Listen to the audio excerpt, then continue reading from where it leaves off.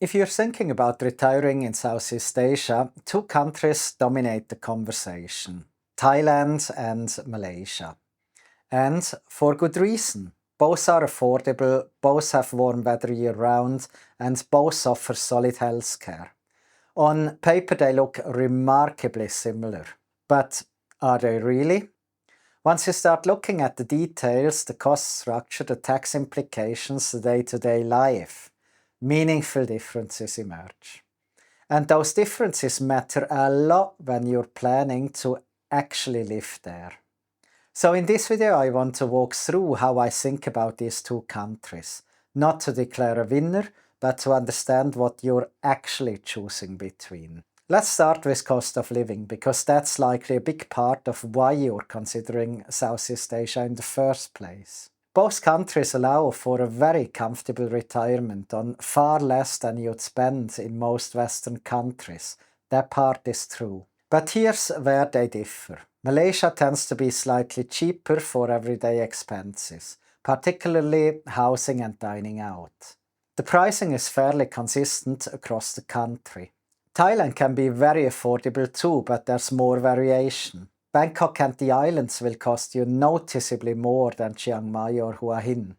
You can find great value, but you need to be more selective about where you settle.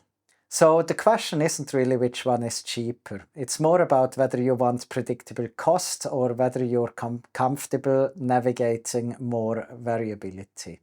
Housing is one area where the differences become quite tangible. In Malaysia, you generally get more space for your money. Modern condos with facilities, pools, gyms, security are available at prices that feel almost too good to be true. The market is straightforward. Thailand offers plenty of good housing options with similar condo amenities as well, but the market is more fragmented. You can absolutely find excellent value, but it requires more research and often more negotiation. Now, what about the lifestyle itself?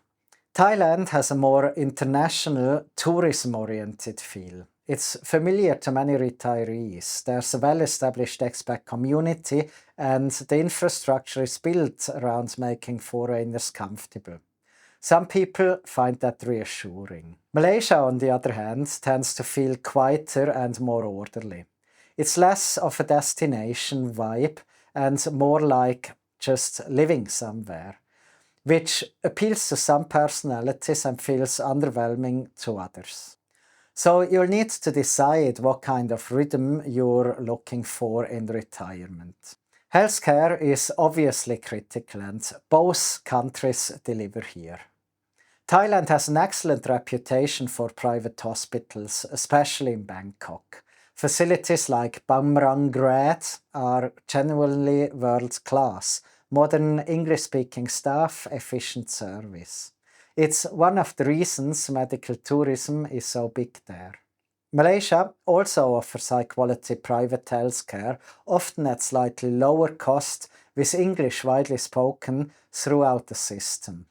And that brings us to an important practical consideration: language. Malaysia ranks significantly higher in English proficiency than Thailand. English is widely spoken across generations in Malaysia, in shops, restaurants, government offices and healthcare facilities. You can generally navigate daily life in English without much difficulty. Thailand ranks much lower in English proficiency. While younger Thais are learning English in school and tourist areas have adapted, outside major expat hubs, you'll encounter far more situations where English isn't spoken. The older generation often has very limited English. Now, is that a deal breaker? Not necessarily. Many retirees enjoy learning some Thai and you can build life there regardless. But if you prefer not to learn a new language and you want the ease of communicating in English everywhere you go, that's an advantage for Malaysia worth considering. Infrastructure-wise, there's a broader difference as well. Malaysia tends to feel more regulated and orderly. Roads, public systems, general organization, it all runs smoothly, almost predictably. If you value structure, you'll appreciate that. Thailand feels more flexible and informal. That flexibility can be a real advantage when you need something done quickly, but it can also create friction if you prefer clear rules and processes. Neither approach is inherently better, but one of them will probably suit your temperament more than the other. Alright, now we need to talk about taxes. And this is where the trade-offs become very personal. Malaysia has traditionally not taxed foreign-sourced income that individuals bring into the country. If you're living off overseas pensions, dividends or interest income, you've generally been able to remit that money without tax consequences. That's been a major draw for retirees. Thailand takes a different approach. They do tax personal income. And in recent years, they've clarified that foreign income remitted into Thailand can be taxable depending on timing, source, and interpretation. But Thailand does offer an LTR visa specifically for wealthy pensioners, which comes with significant tax benefits. This visa provides an exemption on foreign-sourced income for qualifying retirees and overseas workers. But there are requirements. You need passive income of at least $80,000 per year, or $40,000 if you invest $250,000 in Thai assets, such as property, government bonds, or direct business investments. You also need to be 50 or older and meet health insurance requirements. If you qualify for the LTR visa, Thailand's tax situation becomes far more favorable. In fact, it essentially matches Malaysia's approach for foreign income. But if you don't meet those thresholds, then you're back to the standard Thai tax system, which requires planning and potentially creates a higher tax bill. What does that mean in practice? For retirees with substantial passive income who meet the LTR requirements, Thailand and Malaysia are roughly comparable on taxes. But for everyone else, Malaysia is structurally more tax-friendly. Does that automatically make one the right choice? No. But it does mean your income level and structure matter quite a bit in this decision. For me, this is one of the most significant factors to understand clearly before choosing. That said, and this is important, taxes and language aren't the only things that matter. A slightly higher tax bill or occasionally needing to navigate in a different language might be perfectly acceptable trade-offs if you genuinely love where you're living. What about the climate, the food, how comfortable you feel socially? Can you see yourself building a life there, or does it just look good in a spreadsheet? Retirement isn't purely a financial optimization problem. You're going to be living this decision every single day. And a financially optimal choice that makes you miserable isn't really optimal at all. So where do you actually see yourself feeling at home? When I think about Thailand versus Malaysia, I don't think in terms of better and worse. I think in terms of trade-offs that reveal themselves over time.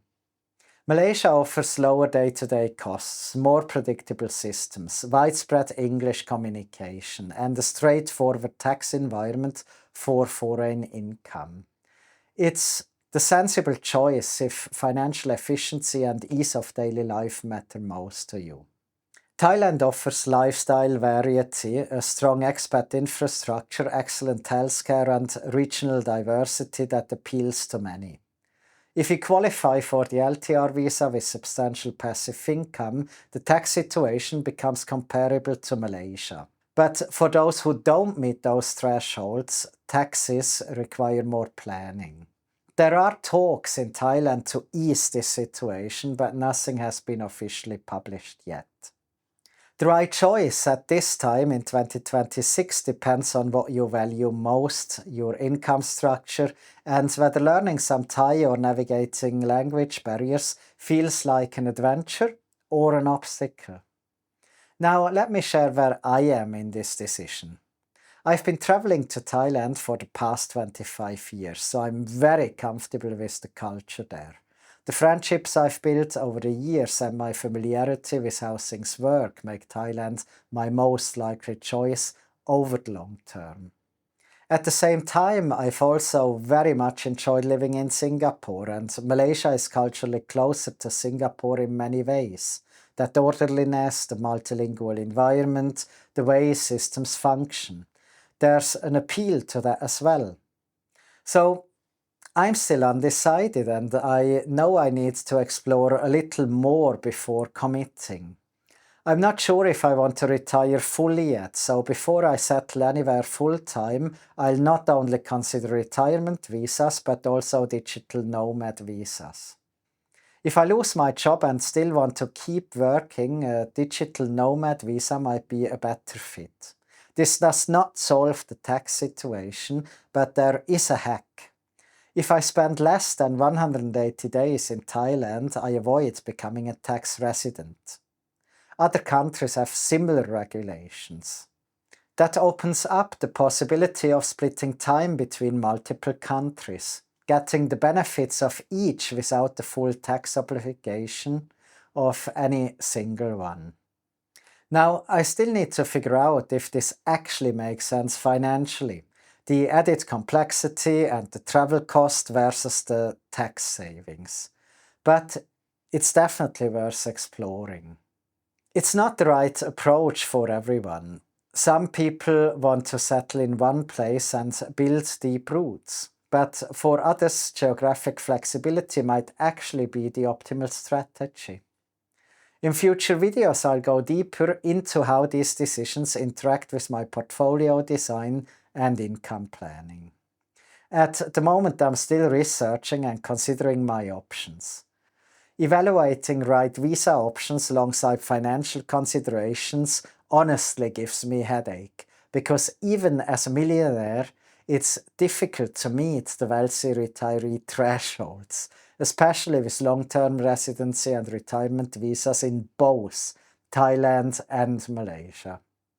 I've decided to also look into Cambodia and the Philippines, so more videos are coming where I'll go into details of my portfolio and visa options in Southeast Asia. If this kind of content is useful to you, consider subscribing. And see you in the next video.